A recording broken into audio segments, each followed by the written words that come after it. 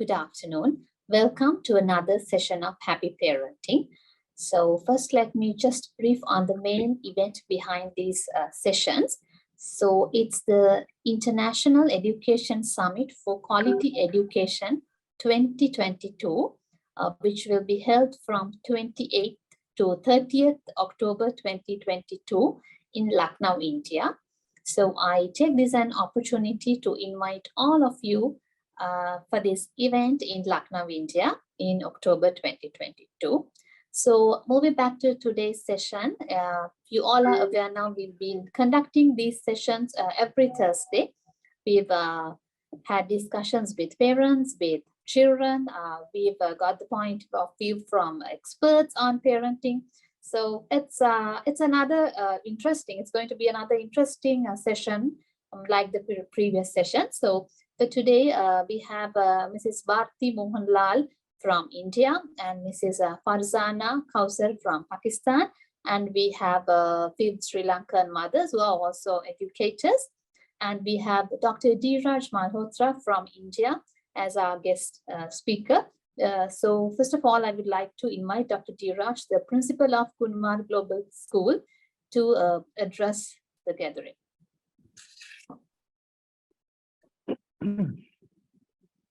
Yeah, good afternoon, everyone. It is really a great pleasure for me to be this afternoon, to be a part of this event. And let me tell you, this event is about quality education, which also reflects on the idea of how to manage things the best way possible towards teaching and managing excellence in the school in particular. So the objective here talks about the International Association for Quality Education and the South Asian International Association for Early Childhood Care and Development, which is headquartered at Colombo, Sri Lanka, under the dynamic leadership of Mr. Janaka. And with that preface, we are going to organize an event that is the International Education Summit for Quality Education, the Conference on Education and Sustainable Development Goals here at Lucknow, India, which is known for its kebabs and chicken work globally. And I take this opportunity, being the host partner to this event, to invite you for this conference. And I think Hasani will share the link for the registration details and all what is the requisite. And we'll help you have here and be our guest and also be the part of the learning, which we are initiating. Some of the wonderful topics we are going to discuss here is about the national education policies. Also on ground is the sustainable development goals. The most important one is the quality education. And also in addition to that, we're looking forward to cultural exchange programs from schools where the children can come together and share their learning experiences, and also look forward to developing the Mother Earth, the greener Mother Earth, keeping the fact of the sustainable development goal, achieving the goal by 2030 in particular. And above all, this is just going to be among the SAARC nations. And I'm once again sending my invitation to all who are looking at from India, Pakistan, Sri Lanka, Bangladesh, Nepal, and around places where you can come and be a part of this learning. I also take this opportunity to congratulate on today's event, which is going to be a parenting session. And I believe good parenting causes headaches, but bad parenting causes heartaches. And that is what our choice today. So let's learn to be a good parent, and let's learn to nurture our talents, nurture our future budding professionals of the possible ways. And one of the ways of doing things is, of course, integrating technology with times, but how with the help of technology, we were able to teach them, and there were no physical classrooms, no physical teachers, but still the learning was made possible. And that is what we need to enhance the tech culture, but don't depend on that tech culture. We cannot just ignore the parenting skills, the quality time which we need to give to our students, both in the school and also at homes. So we need to harness that potential of parenting with the parents, because there is no session, no diploma, no degree on parenting. We come to learn when we become the parent, and it's an exponential learning for all we, the parents, or we tend to groom our children as we were groomed by our parents. But with the march of technology and the changes coming across globally, it is a lot of a difference, that we can't just expect to teach the way we were taught. Henceforth, we cannot be parenting the way we were parented. And that's where we need to have a deliberation to be the best and to explore to the best for the better future of our children. So thank you very much once again, and God bless all of you for this session and a great learning. Yes, thank you very much, sir. So for today's discussion, we are awaiting Mrs. Bharti Mohanlal and Mrs. Farzana Kausar from Pakistan to join us. And until they join, I guess we can go ahead with the interview. And from Sri Lanka, we have Mrs. Rismina Rafiq, the owner of the Miracle Kids Preschool. And we have Mrs. Usmila, the owner of the Blue Skies Preschool. And we have Mrs. Satish Kumar. They all, even though some of them are from educational backgrounds, they all represent the role of a mother in today's interview. And on behalf of the association, I warmly welcome all of you for this interview. And prior to moving to the questions for today's interview, I just have a small reminder. It's regarding the parenting course we are planning to conduct with the main coordinator of this session, Mrs. Rowena Phillips from India. She's a parenting coach, a psychologist. She'll be the academic coordinator for this course. And sometimes she'll be doing the lectures, or else we might hire some professionals, some experts on parenting to conduct the course. So it will be a course on happy parenting. So if anyone is interested to follow a short course on happy parenting, for which you'll be getting a recognized certificate, you are warmly welcome to join with us. We'll let you know the process to register for this course in going forward. So if you are interested to join, you can just call us on the SAHE contact number, or you can drop a mail on the SAHE email. So that's the reminder I have. And just now, Mrs. Bharti Mohanlal joined. So I warmly welcome you, madam, for this interview on behalf of the SAHE Association. And it's nice to see you again after the summit. So Mrs. Bharti Mohanlal is the Master Trainer ECCD HRD Center, New Delhi. And she's the founder of Jadoo Ka Pitara, an educational YouTube channel. So welcome, ma'am. So I guess with that, we can start the interview with our Sri Lankan parents. Yeah, so at the end, we can get the expert views from Dr. Bharti. So first we have Mrs. Rismina Rafi. So I'll just brief you the question, so all the parents can come up with their viewpoint.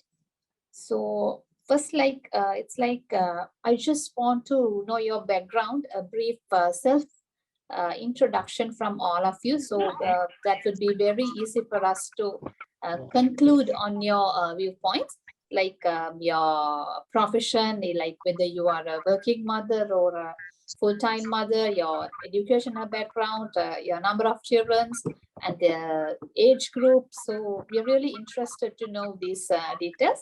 So we'll start with Mrs. Rismina. Thank you, Hasini.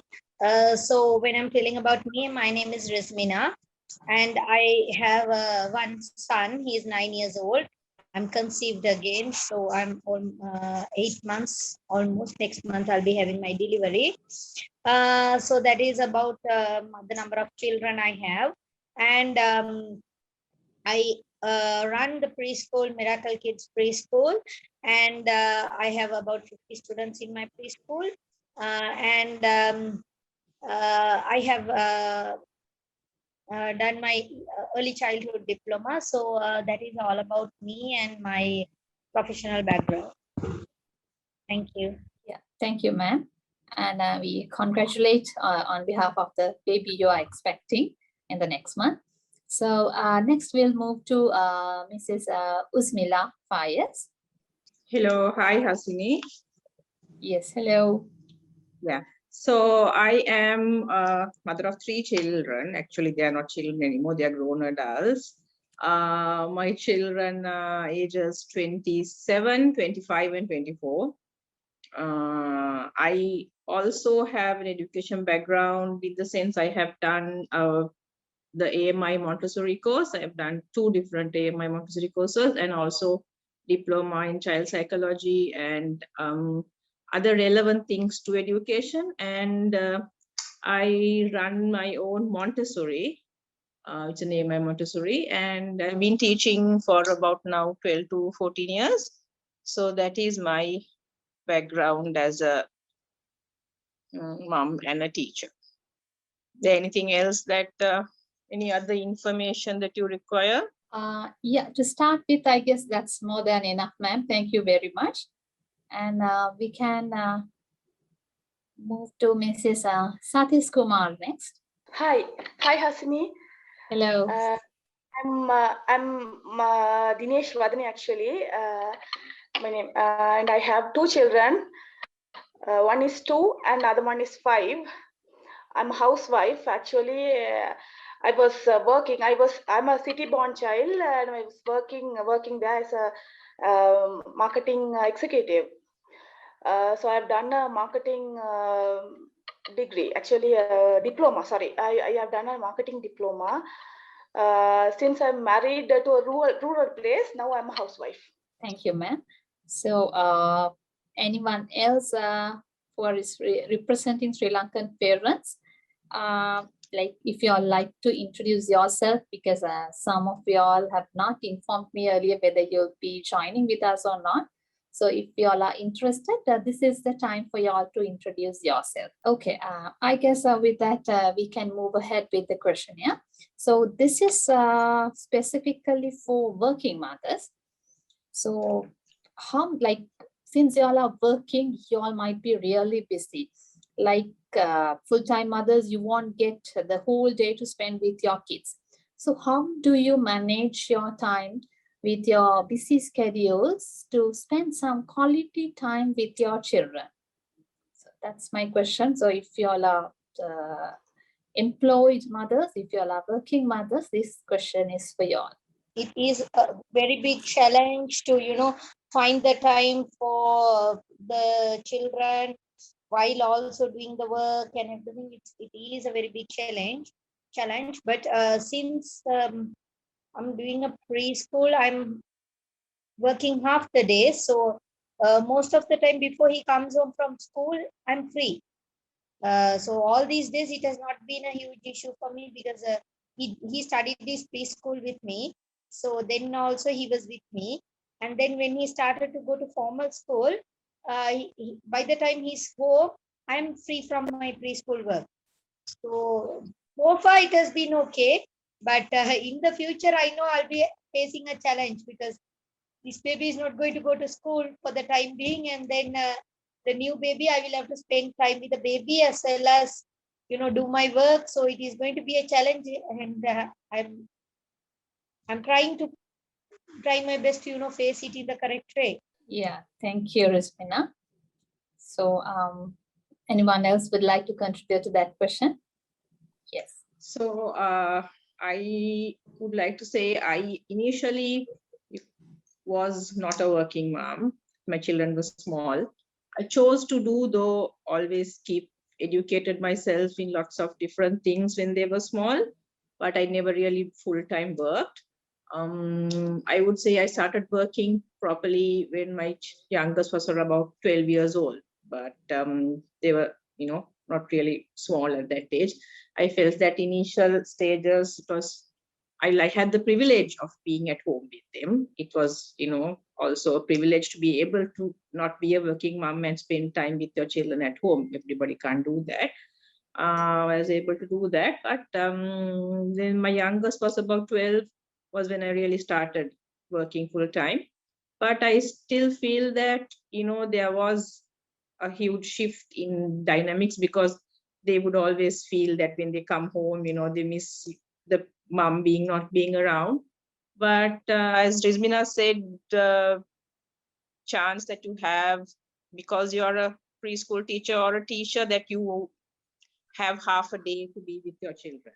Most of the time, when they're in school, you're also in school. When they're home, be a few overlapping times. But whatever time that I feel that we have with children, very important for working mothers, what I feel is that you have to be very organized in your day-to-day routine, in whatever you do, so that whatever little time that you have, you are able to spend with your children quality time, more than just quantity. Whatever, even 1 hour or 2 hours of the day, you are with the child, be present, be attentive. That's what worked for me, because you are tired, you're human also. You come after work, you can't be attentive 24 hours of the day.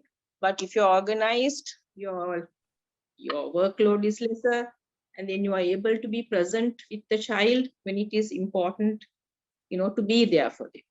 That's what I think worked for me most of the time. Thank you very much, ma'am. So the next question again is linked with the first question. So how do you my question is at the end of the day, do you become overtired, or else have you ever felt frustrated or disappointed as a mother? Maybe for working mothers, mainly because they have to strike a balance with their work life and the family life, and maybe even for the full-time mothers, they have a whole lot of household chores to be done. So with all this pressure, sometimes you might have instances that you became really frustrated, even some become depressed, especially during deliveries, you become depressed. So that happens for most of the mothers, especially in the present context, like this happens. So have you ever experienced such a frustration or depression, or maybe simply have you become overtired at the end of the day? So So in my experience, I've been now all these days I've been able to manage, but now these days I'm not very physically also fit because of the pregnancy and all that. So there are times when I felt very tired and at times I feel unsure, what will happen when the baby comes, whether I will be, whether I'll be able to manage the balance between both my children, whether I'll be spending more time with the baby, and will my elder one be upset. So I have that type of an insecurity also, and I, I I want to do my best with both of them so that they don't have that type of issues. But then still I don't know whether, because now itself there are times when I feel so tired that I can't give the attention I need to my elder son. But thank God he is very understanding. He understands because he's big. He's now 9 years old. He understands when I say Umi is not feeling fit. Umi can't do this work with you right now, Baba. Give me a break. So he gives me a chance. And my husband also gives me a huge support in managing both managing the preschool my elder son and myself as well. But still there are times when my elder son says like, Umi, can you come to school to leave me, drop me at school today? He expects me to come, but I am not in a position to go because with all the rush and with the pregnancy, I just can't, travel on and off. So there are times when I feel so tired. So that is there in my experience. Yeah, thank you, Rosmina. That was not only for you, you represented majority of our mothers, including me. So I suppose that's the case for most of our Sri Lankan mothers. So I guess we can move ahead with Mrs. Usmila. Yes, ma'am. Yeah, so what Rizbina says, most of it is true. I mean, we all have good days and bad days. We have ups and downs, but I think for me also, especially when I was doing my Montessori course, was a very challenging time because my husband was also not in the country, and it was a full day thing, very, very hectic, and the children were having a million things happening in school. I had to manage everything on my own, and my children decided to go break their limbs also during that time. One broke one knee, one broke the foot. So it was a very challenging time for me. And there were days when I would almost give up on, continuing with the Montessori course, because of course my children were always priority to me, because it was physically, I was finding it very difficult, and emotionally also. But I must say, times like these, especially our Asian families, I think we have to lean back on friends, family for support. That is the only thing that gets us through these times. And my husband was definitely, even though he was not in the country, he was very great emotional support for me. I was able to finish my course because of that. And of course, my family and friends, who would always step in whenever you can't. And I think it's important to ask for help. When you really can't manage, you need to ask for help. I think that's what I realized going through, that even your children, you need to talk to them and tell them, like Rizmina said, Mommy can't do this, I'm too tired now. But they also realize Mommy is also human, and there are times that she can't do this. So, ups and downs like that, when you get through together, I feel, and you're able to express emotions and get through something like that, I think you come out stronger. That's how, I got through so many challenges on my own. But it is definitely an uphill task, and I think one day at a time is what sometimes we have to go through. Face it one day at a time. Yes, thank you, ma'am. I think you made an important point on like we have to ask for help when we need it, because as Asians, we always have this family support, which is not enjoyed by most of the European people. So we do have that support. So it's obvious that whenever we need the support, we have to ask for it. So that's a great point to be highlighted. Thank you, ma'am. And Mrs. Satish Kumar, do you have anything to add? Since I'm housewife, I have not experienced such problems yet. So maybe like because once I'm married, I started being at home, so I don't have such experience to comment on. Okay, ma'am. Thank you. Lucky you. Yes. So, yes. So my next question is, it's mostly about the young children. So we know that by nature, the young children are very inquisitive. So throughout the day, they keep on asking questions. They keep on asking your assistance, your help, your support. So sometimes especially for young mothers, this becomes a headache for some mothers. And there has been times that even that has happened to me, because they keep on asking questions. What is this, mama? What is this? Can you open this? Can you just put the clip on? Can you cut this for me? So many questions throughout the day.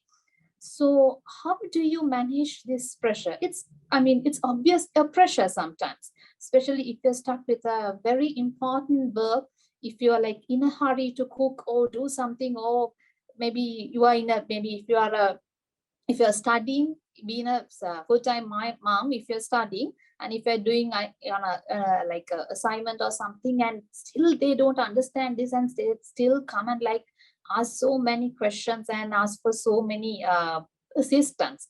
So in such an instance, how do you manage this pressure? Do you consider this a hassle, or do you find your own ways in managing this? So what's your opinion on this?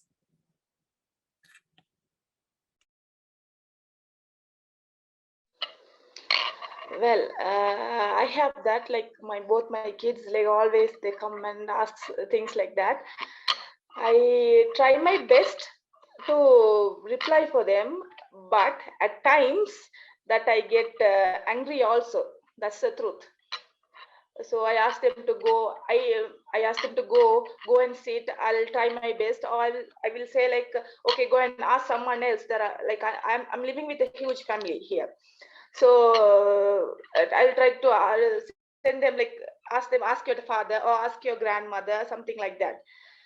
At times they get frustrated also, but the thing is, I think I'm not like, since they're still small, and I find it hard to support them yet.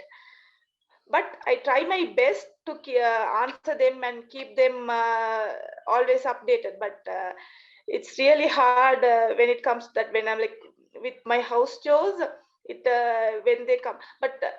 But right now, my elder child is going to a preschool, so I have little less problem on that. My second kid just started speaking. So for now it's easy, but maybe like when they both started schooling, I will have issues like that. In that case, as a solution, mostly I'll ask them to go and ask their father or grandmother or their grandfather, like that.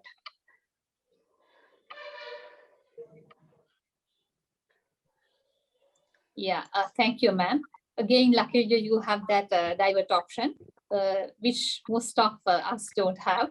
So, ma'am, Usmila, I guess you might have something to add on this. Yes. So this age, I think, is one of those, it's the hardest period. Why everything, you have to answer constant questions. You can't even watch a movie. It's like, why? It's like you want to literally, plug your ears. But I, right now, looking back at that time, especially with my kids all grown up, I wish I had more those days. But when you are living in that moment, it's definitely not easy. I think I used to, always have time where my children, I used to try and find, I think it's very important to find like little things that each one is interested in. Like say my son used to love puzzles. So if they're like becoming overwhelming, you can always distract them. I used to do that. I used to try to distract them, or try to explain as much as possible. After a point, you're like, no, now we are done with this talk. Let's try to do something else. So you have to distract them. That's what I used to do. Maybe engage them in something that they would like to do. Or it's just say, I'm done for the day, because after a point, you also cannot go on. Because if you feel, when I used to feel that I am losing my patience, it's when I know it's time to now either hand this whole project over to somebody else, or you need to step away from it, or you need to find something else for them to do. So that's where, you have to have all the little tricks under your sleeve, distract them with something else, change the topic all over again, or get them to do something else, because children at that age are easily distractible. That was, I think, one of the key things which I think helped me survive with those three, because my children age gaps were also quite close. So it was not easy, but interesting period, I must say. Yeah, thank you, ma'am. So we are in a platform that all the mothers are really, really honest in sharing their true experience and true and first-hand experience. So it's so nice to continue with so many questions, but still with the limitation of the time, we'll have to move to our expert today, Mrs. Bharti Mohanlal. So I guess after listening to all these point of views from mothers, you might have a lot of things to add, ma'am. So this is your opportunity to give your expert advice, maybe your analysis, maybe. Yes, ma'am, this is your opportunity. Namaste, everybody. Hi. Hi, ma'am. Avobovan, right? Yeah, Ayubovan, you right? Ayubovan, yes. Ayubovan. See, it's very similar to our Ayushman, wherein we are like pass on blessings to it. And Assalamu alaikum. Okay, so my name is Bharti Mohan, and Hasini has given a very fancy introduction of mine, and I'm quite feeling quite honored, but at the same time little intimidated, because then when you're looked upon as an expert, which to me, I'm still a learner, so I don't know whether to kind of uh, being categorized or being kind of whether I qualify for being an expert or not. But I was listening to all this discussion, and very honestly and very in a very candid fashion, all the mothers are kind of sharing their own experiences. Well, it's overwhelming. However, as experts, we always kind of sometimes either flip the sides, or we have something idealistic, which may or may not be very it's compliant for sure, but may or may not be seem practical to the mothers, because they're overwhelmed with the busyness of the work. First question that came across was regarding the quality time, right? So first and foremost, how do we define quality time is an important thing, because people invariably think that just being with a child is quantity time, and having some time wherein we are doing something constructive, or the child is having roaring time, having fun, making memories, is quality time, right? Whenever we as parents or as counselors approach the parents wherein we feel that the child is withdrawn or needs some more time from the children parents, some more attention, often this term quality time comes across or interfaces.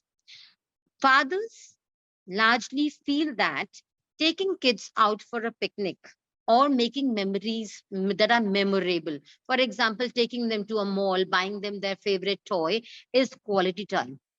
For mothers, maybe cooking something special or their birthdays, again, create something that creates memories, of for a lifetime, is quality time. It's not so.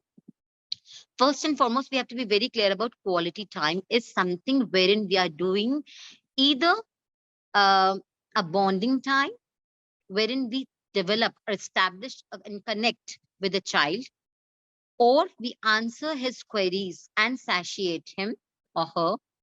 Third, we again uh, add value and do something constructive. These three things to me would be value addition, A. Second thing is creating memories. All right. Third thing is establishing a connect or a bond. Is something how I define quality time. It's not only, most of the mothers here, most of the mothers are working mothers. So they are always, one thing is for sure, and that is all across the globe. Working mothers are often the most guilt stricken mothers, always on a guilt trip. And the worst scenario is the mother is a teacher, her expectations from her own children are much higher than that of others. Others are oblivious of how children of this age are. In a particular home, there are at the most one or two children. We only know our world is limited to them, wherein a teacher's world is, it comprises of children of all sorts of, castes, creeds, communities coming to them. So invariably, the expectation from their own children are much higher than that of normal, regular parents. So to me, quality time is, like I said, when you answer their queries and satiate them. Like we spoke about the inquisitiveness of children. So there is a term called terrible two. Terrible twos are generally those children who, like when children are two and up, two plus, they have already developed speech. They are very inquisitive. Now they are questioning every single thing. They are exploring things around them through their sensory feels and touches. They're also every day enhancing their vocabulary by adding on to it. So they have questions related to everything regarding maybe the watchmen in the society, maybe the roles of different people, maybe how people behave, maybe the color. He wants to touch everything, okay, because of the inquisitiveness. Now, over there, we may get overwhelmed with their questioning, and we may get tired, and we may want to distract them. However, we have certain tips. For example, we can just give him a drill, the child a drill, or maybe we can assign or allot, reason it out, a questioning time for him. For example, what I do with my kids is something called is. Is something that generates curiosity and has questions. Okay. It so we need to satiate this is. So I had introduced, maybe I'm just showing you a doll right now because I don't have anything right now. So maybe this is Miss Is. You can name it anything. So is a friend so fine. Wake up in my mind. Take me on a wandering trip. Take my question as a tip. Okay, so you ask the child if the child is able to read and write, which may not be so in case of preschoolers. In most of the time, you can ask the child to record, send an audio clip to you. Okay, just a question to you. Okay, in form of an audio clip. And we are going to put that, mother is going to scribble on a piece of paper, write down that question and put it in a question bank. And then we have to assign or allot a time when the mother is going to answer those questions of the child. Okay, now these children do not have patience, and we have to time and again inculcate patience as a value, because this will go a long way.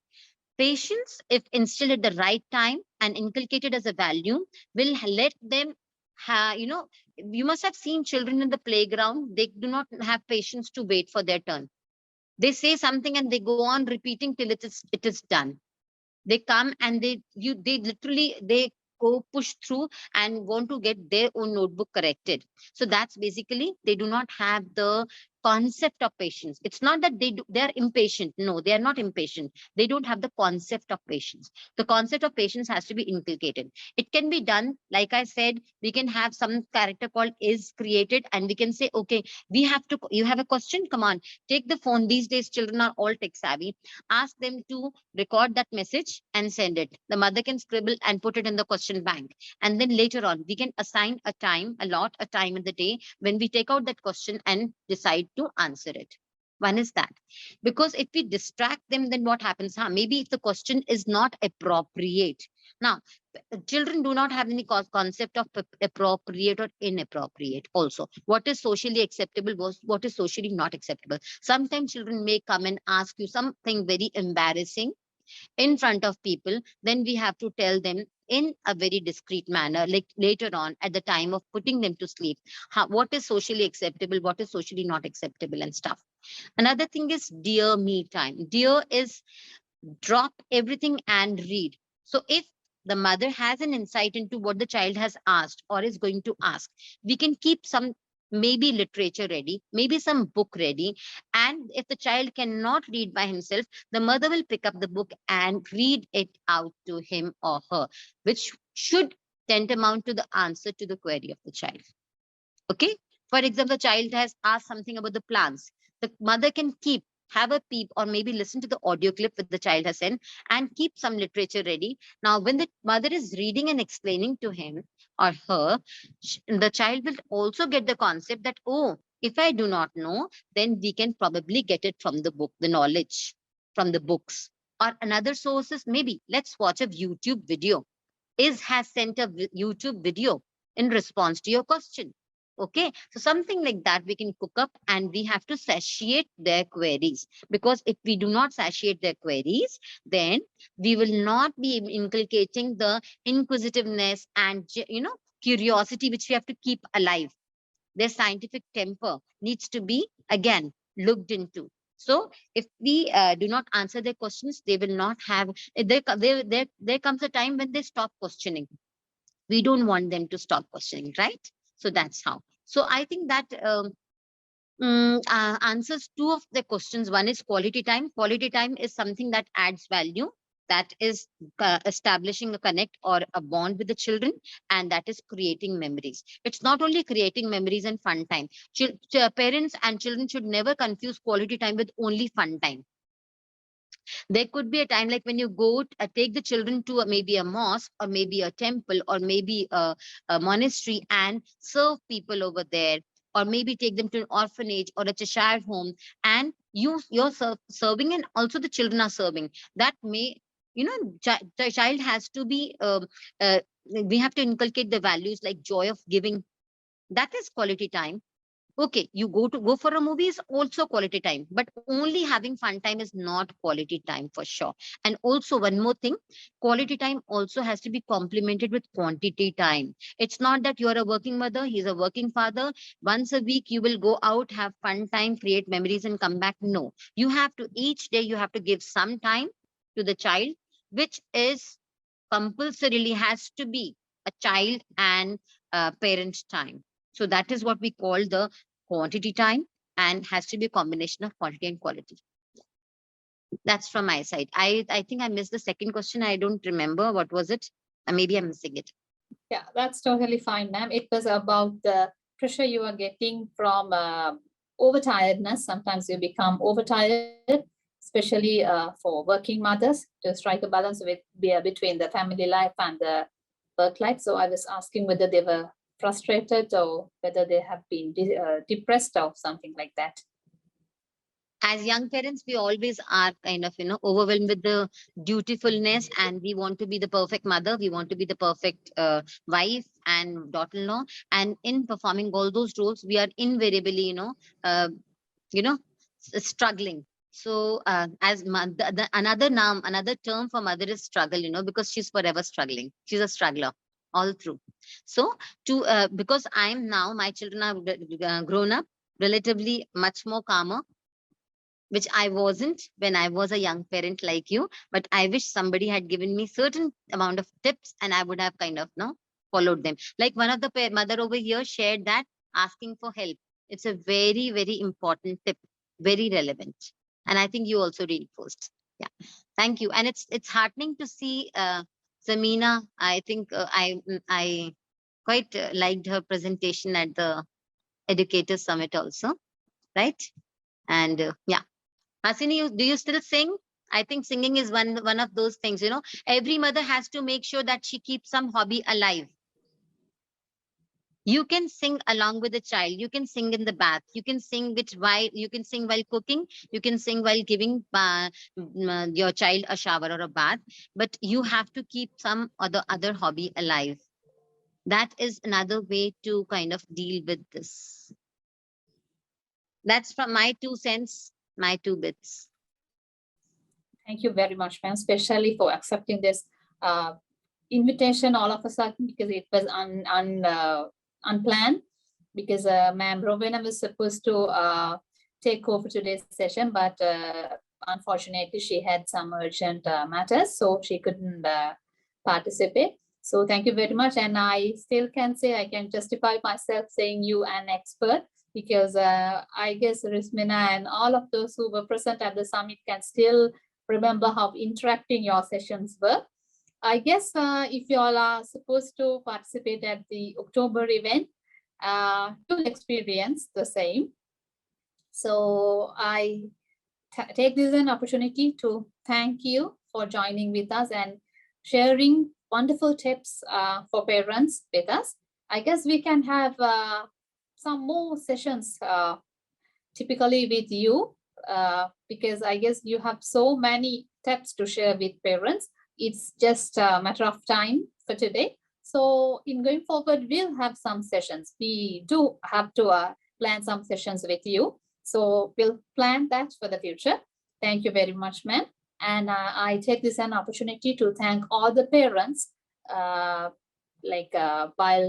balancing their day-to-day work, they manage and have to spare some time with us on this interview. So thank you very much for joining with us and for sharing your honest experience with all the mothers. So thank you very much. And I also would like to thank Mr. Janaka Kamalgoda, the president of our association, for creating this platform for us. Thank you very much, sir. And thank you, Dr. Dheeraj, for being the guest speaker and for giving your fullest support throughout these sessions and basically for the summit in October. So thank you very much, everyone. And once again, I take this an opportunity to remind you all about the summit.